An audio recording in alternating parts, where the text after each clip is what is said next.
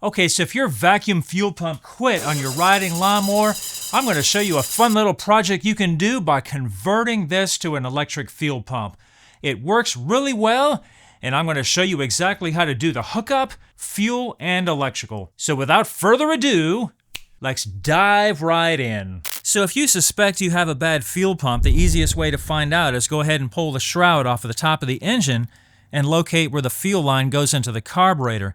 Go ahead and pull off that fuel line and crank the engine over, keeping your hands free from any moving parts because the engine might start up on you, and see if you've got any fuel coming out of the fuel line. If not, you've got a problem with the fuel pump or the vacuum line going to the fuel pump. Now this one right here is coming in from the bottom, and I think this is a little bit more of a durable setup than the Briggs & Stratton, which has a little short line coming off one of the valve covers to supply vacuum to the fuel pump. Those lines crack all the time, and that'll keep your fuel pump from working. Okay, so let's go ahead and get this factory pump disconnected. I'm going to disconnect it all the way from the carburetor to the inlet side of the pump. We want to leave this one intact with the fuel filter and this short piece of hose right here.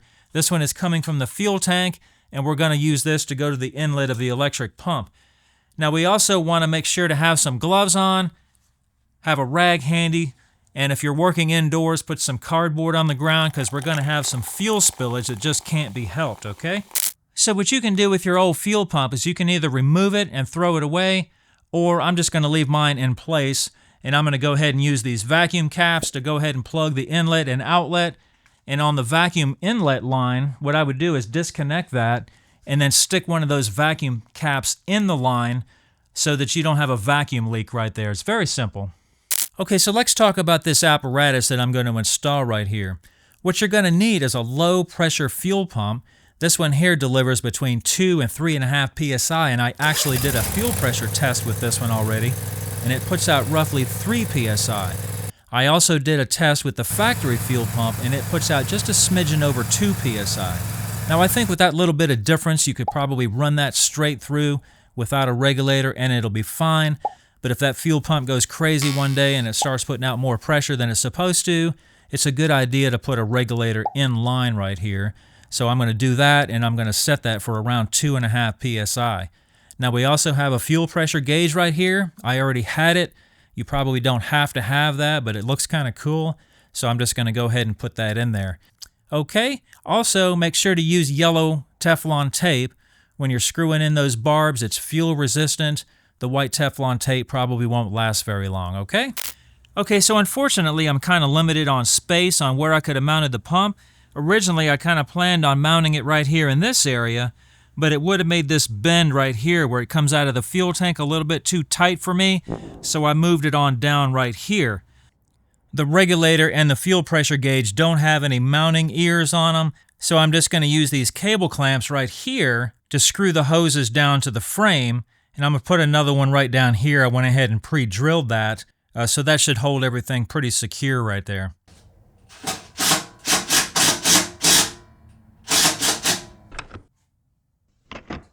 Oh yeah, I think that's going to work. All right, so to complete the fuel, all we have to do is run a piece from here to the carburetor. I went ahead and pre-cut a piece the right length. And there we go. All right, so one thing that I didn't mention before was anytime you're screwing in any of these brackets or the pump or whatever, go ahead and check under the frame and just make sure there's no wiring or anything of that sort under there that you could potentially screw into, because that would be a bad thing. All right, so now that the fuel is done, we can go ahead and work on the electrical and put the top of the motor back together. I'm going to go ahead and slide this little heat sleeve up right here, like so. That's the way the factory had that. All right, so I've got the top of the motor put back together. Now we can get the electrical hooked up. All I've did with the ground wire is screwed it directly to the frame with a self-drilling screw, and that took care of that. No problem at all. Now the red positive wire, we have two options on what to do with that. Either we can hook it to a toggle switch, go directly to the battery with a fuse and go to a toggle switch. That's a good option too. Or what I'm going to do in this case is I'm going to go directly to the ignition switch with the key, and I've taken the red positive wire and extended it over to here and added my own fuse to it. I think I put a 2 amp fuse in line right there. So you might even be wondering, how much amperage does this pump require? And can I even hook it to my ignition switch? All right, so here's a test I did on that. As you can see here, we're just a little bit over 0.7 amps right there. In my opinion, the ignition switch is going to be able to handle that, but I'm just a random guy on YouTube. My opinion is worth exactly what you pay for it. If you're not comfortable with that, then go ahead and hook it to the toggle switch and you won't have any trouble. Okay, so if you're going to go the same route I am and go ahead and hook it to your ignition switch, that way the pump turns on and off with the switch, you need to determine which wires you need to hook to. Okay, so I've taken this dashboard kind of thing and taken it loose and flipped it upside down so we can get to the bottom of the switch. I've just taken it off from here. It's just one screw. Your mower is probably going to be different unless you're working on the same mower. Now what we need to know is which wire is switched 12 volts and which wire is constant 12 volts. The only reason you need to know which one is constant 12 volts is you know not to hook into that one. You want to hook into the one that's switched. Now in this mower, the red wire on the back of the switch is constant 12 volts. As you can see right there, doesn't matter where the switch is at, we've always got 12 volts. Now this group of orange wires over here is our switched power. So you throw the switch, we got 12 volts, turn it back off.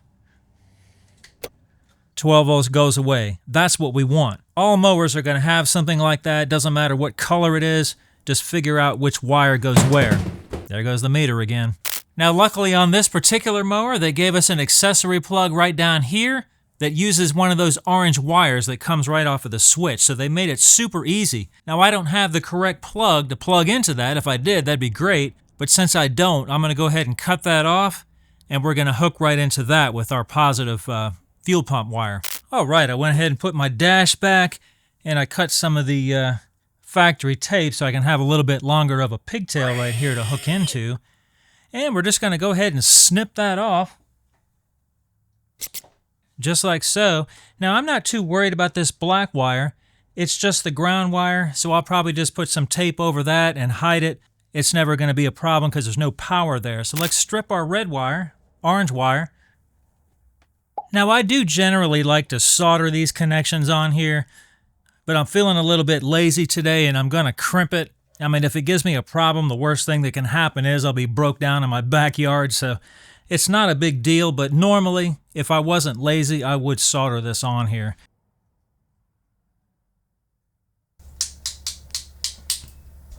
I always like to do the pull test on these crimp connectors.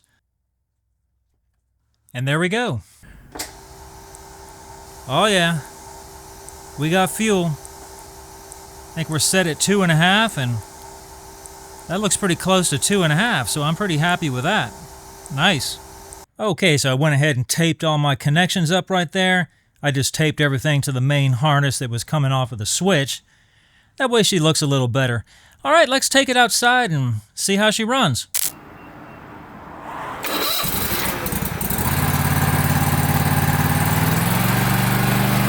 All right, so it looks like it's running great. Hopefully this video has been helpful for you. Thanks for watching.